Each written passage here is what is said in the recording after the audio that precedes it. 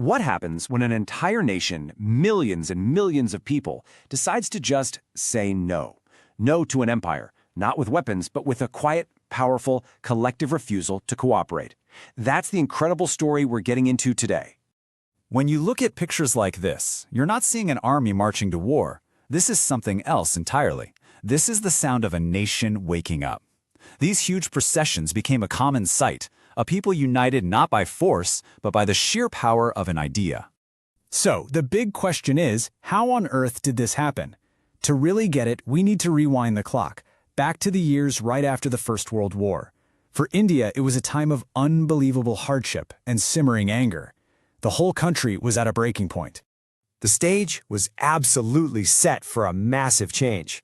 You could say the post-war India was basically a pressure cooker, and the lid was just about ready to blow. You know, people had hoped their suffering would ease up once the war was over. But that's not what happened. Not at all. Instead, they got hit with this triple whammy. The economy collapsed, the British were still forcing people into the army, and then devastating famines and a deadly flu epidemic hit. 13 million. Just let that number sink in for a second.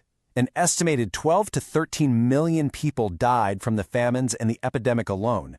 This wasn't some abstract political debate anymore. For millions, this was literally a fight for survival.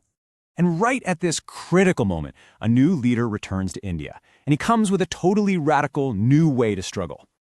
Of course, we're talking about Mahatma Gandhi, and this wasn't his first rodeo. He had already been testing his methods overseas, fighting racist laws in South Africa with this new kind of mass protest. He proved that you could challenge injustice without firing a single shot. He called it satyagraha. The idea was a game changer. It wasn't about using brute force to beat your enemy. It was about using the power of truth, to appeal to their conscience, to force the oppressor to see how unjust their actions really were. And look, Gandhi himself called it a soul force. This is so important to understand.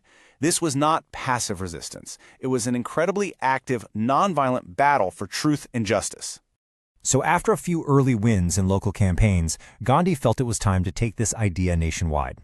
In 1919, he called for a countrywide satyagraha to protest the super repressive Rowlatt Act, which basically let the British lock people up without a trial. And how did the British react? Well, they panicked. They saw this huge popular uprising and just clamped down hard. They imposed martial law. And that led directly to the horrific Jallianwala Bagh massacre, where British troops opened fire on a peaceful crowd, killing hundreds of unarmed men, women, and children. After seeing all that violence, Gandhi called off the movement. He realized something much bigger, more organized, and more unified was needed. And the plan he came up with was based on a premise that was, honestly, brilliantly simple. Here's the core insight, the genius of it all. British rule in India absolutely depended on Indians cooperating. It was like this giant machine that only ran because Indians were working the gears. So the question became, what happens if they all just decide, peacefully, to step away? So the plan, which they officially adopted in December 1920, was this phased, systematic withdrawal of cooperation. The idea was to peacefully dismantle the whole system from the inside out, piece by piece. And wow, did it have an impact? The boycott on foreign cloth alone was so effective that the value of imports got slashed nearly in half in just 1 year. This sent a crystal clear message that non-cooperation could hit the empire right where it hurt the most, its wallet. So the rallying cry across India was Swaraj, or self-rule. Sounds straightforward, right? Well, here's where things get really interesting and really complicated. That one little word meant very different things to different people, and that was both the movement's greatest strength and its greatest weakness. Let's start in the cities. Here, it was the educated middle class that really led the charge. Thousands of students, teachers, and lawyers jumped in with a ton of enthusiasm. But that initial fire started to fade. Why? Well, it came down to practical stuff.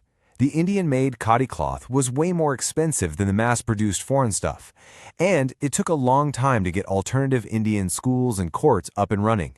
People still had to make a living, you know? From the cities, the movement spread out into the countryside. But for the peasants living there, this fight was way more immediate, way more personal. For them, Swaraj meant freedom from oppressive landlords and those ridiculously high taxes. They organized against awful practices like Begar, which was basically forced labor with no pay. But their struggle often became violent, which went directly against Gandhi's core principle of nonviolence. And then you go into the tribal regions, in the hills and forests, and Swaraj meant something else entirely. For them, it was about reclaiming their traditional rights to the forests, which the colonial laws had stripped away. This led to a full-on militant guerrilla movement, led by a really charismatic figure named Alluri Sitaram Raju. He's such a fascinating character. He praised Gandhi, he urged people to wear khadi, but he was also absolutely convinced that India could only be freed through force, not nonviolence. So you see this growing tension, right? You have the ideal of perfect nonviolence clashing with these violent realities on the ground. And it was all about to come to a head in a small town in 1922. In a place called Chari Chara, a peaceful demonstration spiraled out of control and turned into a violent clash with the police, which ended with several policemen dead. When Mahatma Gandhi heard the news, he was absolutely heartbroken. He felt the movement had lost its soul, and he called the whole thing off. Just like that. It was over. As you can imagine, ending the movement so abruptly caused a huge debate within the Congress Party. Some of the older leaders were tired of mass struggle and said, look, let's get into council politics and fight the British from the inside. But the younger, more radical leaders like Nehru and Bose were saying, no way, we need more radical action and full independence, now. So with the movement paused, the leadership totally divided, and a global economic depression making things even worse for everyone, a massive question was just hanging in the air. Gandhi realized something crucial. An abstract idea like Swaraj wasn't enough to hold everyone together, because it meant too many different things. He needed to connect the big idea of freedom to something simple, something everyday, something that affected every single person, rich and poor alike. And he found it. The one thing that was in every single Indian household, the one thing everyone needed to survive, and the one thing the British government had the nerve to tax: salt. This simple, common substance would set the stage for the next great chapter in India's struggle for freedom.